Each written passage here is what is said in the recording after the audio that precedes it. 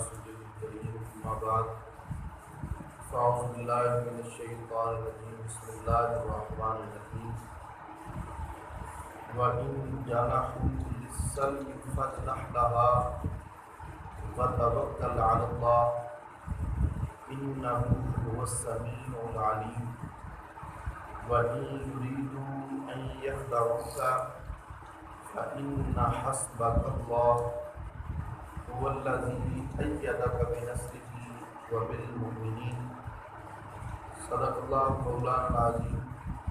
بڑی محبت کے ساتھ خاتم النبیین والمرسلین کی بارگاہ میں درود و سلام کا نذرانہ پیش کیجیے۔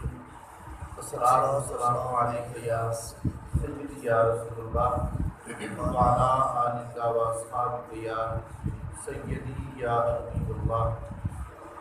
الصلاۃ والسلام علیک یا سیدی یا امام الانبیاء والمرسلین وعلی آلک و اصحابک یا خاتم النبیین۔ اللہ تعالیٰ کی حمد و ثنا اس کے آخری نبی صلی اللہ علیہ وسلم کی بارگاہ میں ہدیہ درود و سلام کے بعد یہ دعا ہے کہ پروردگار عالم ہمیں دین مدین سمجھنے کی، اس پر عمل کرنے کی توفیق عطا فرمائے۔ ہم تذکرہ کر رہے تھے اس سے قبل جہاد کی تیاری کا، کفار کے مقابل میں جب ضرورت پیش آ جائے تو جہاد کی اس قدر تیاری ہو کہ جنگ کی جا سکے۔ اب یہاں پہ ان دو آیات بینات میں ریاست کے لیے دو اور قوانین کا ذکر کیا گیا ہے کہ اگر صورت ایسی پیش آ جائے کہ صلح کرنی پڑے تو کس صورت میں صلح کی جائے، اور اگر وہ صلح کر کے دھوکہ دے دے تو پھر اللہ تعالیٰ کی مدد کس طرح شامل حال ہوتی ہے۔ آئیے سماعت فرمائیے۔ اللہ رب العزت نے ارشاد فرمایا وَإِن جَنَحُوا لِلسَّلْمِ فَاجْنَحْ لَهَا وَتَوَكَّلْ عَلَى اللَّهِ۔ ارشاد فرمایا کہ اگر وہ صلح کی طرف جھکے تو تم بھی جھکو، اس حال میں کہ تم اللہ تعالیٰ پر بھروسہ کرتے ہوئے ان کے ساتھ تم صلح کرو۔ إِنَّهُ هُوَ السَّمِيعُ الْعَلِيمُ، بے شک وہی سنتا ہے، جانتا ہے، سننے والا ہے، جاننے والا ہے۔ کن سے صلح ہو سکتی ہے؟ نبی مکرم صلی اللہ تعالیٰ علیہ وسلم نے حدیبیہ کے مقام پر مشرکین سے صلح کی ہے، اور اس صلح کی جو میعاد تھی وہ 10 سال تھی۔ یعنی ایک تو وہ لوگ جو مشرک ہیں ان کے ساتھ صلح کی جو صورت ہے اس کا لمیٹڈ دورانیہ ہے کہ ان کے ساتھ اس حال میں صلح ہو سکتی ہے، اور پھر اس کے بعد ہے مطلق کفار ہیں۔ جو مطلق کفار ہیں ان کے ساتھ مثلا اہل کتاب ہے تو ان کے ساتھ جو صلح ہے وہ جزیہ لے کر بھی ہو سکتی ہے، یعنی ان کے ذمہ جزیہ لگا دیا جائے، ٹیکس لگا دیا جائے، مسلمان ان کی حفاظت کریں اور وہ اپنا ٹیکس ادا کرتے رہیں، جزیہ ادا کرتے رہیں۔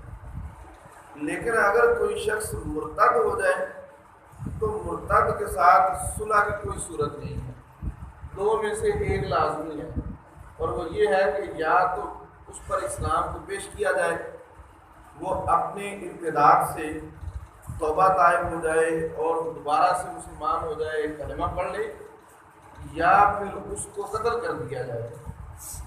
مرتد کی سزا قتل ہے۔ تو یہاں ارشاد فرمایا جا رہا ہے ان لوگوں کے لیے جو لوگ مد مقابل تھے یعنی کفار تھے، تو ان سے کہا کہ وَإِن جَنَحُوا لِلسَّلْمِ، اگر وہ صلح جوئی کریں، صلح کی کوشش کریں، فَاجْنَحْ لَهَا، تو پھر تمہیں یہاں ایک اور اختیار کا ذکر بھی ہے، اور وہ یہ ہے کہ یہ صلح اس صورت میں ہوگی جس صورت میں تمہیں معلوم ہو کہ وہ دھوکہ نہ دے جائیں گے، یعنی خاص شرائط پر یہ صلح ہوتی ہے۔ کفار کے ساتھ صلح جو کیونکہ مومن کو حکم ہے کہ وہ جہاد کرے، اور جہاد یہ قیامت تک جاری رہے گا، کسی نہ کسی صورت میں یہ سلسلہ چلتا رہے گا۔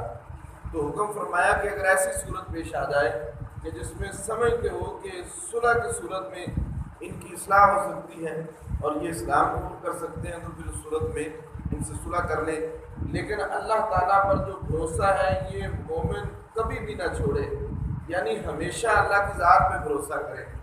جہاد کر رہا ہے تو بھی، جہاد نہیں کر رہا تو بھی، صلح ہو رہی ہے تب بھی، اور اگر صلح نہیں ہو رہی تب بھی اس کا بھروسہ تلوار پہ نہیں بلکہ اللہ تعالیٰ کی ذات پہ ہونا چاہیے۔ فرمایا انہ هو السمیع العلیم، وہی ہے جو خوب سننے والا ہے، خوب جاننے والا ہے، ہر چیز کا علم اس کے پاس ہے۔ اب دوسری جو سورت ذکر کی گئی، وَإِن يُرِيدُوا أَن يَخْدَعُوكَ فَإِنَّ حَسْبَكَ اللَّهُ، یہاں اشارہ شاید قبیلہ بنو قریظہ کی طرف ہے، جو یہودی قبیلہ تھا اور وہ معاہدہ ان سے ہوتا اور وہ توڑ دیتے۔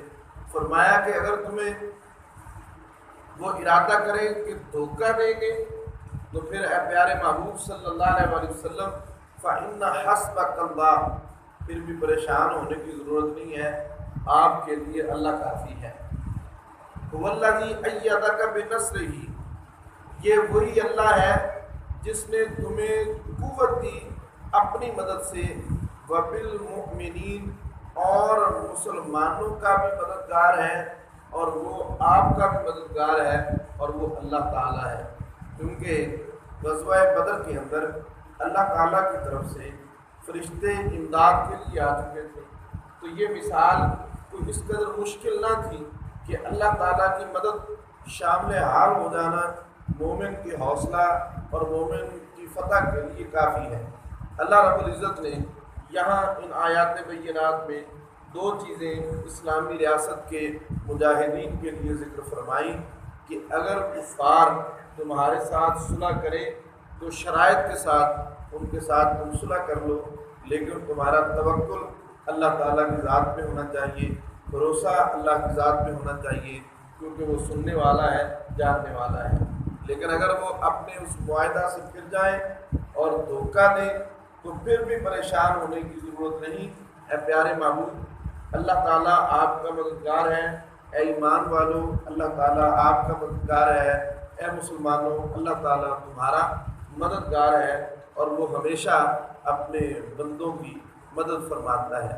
اللہ تعالیٰ کی بارگاہ میں دعا ہے کہ پروردگار عالم ہمیں دین و دین سمجھنے کی، عمل کرنے کی توفیق عطا فرمائے۔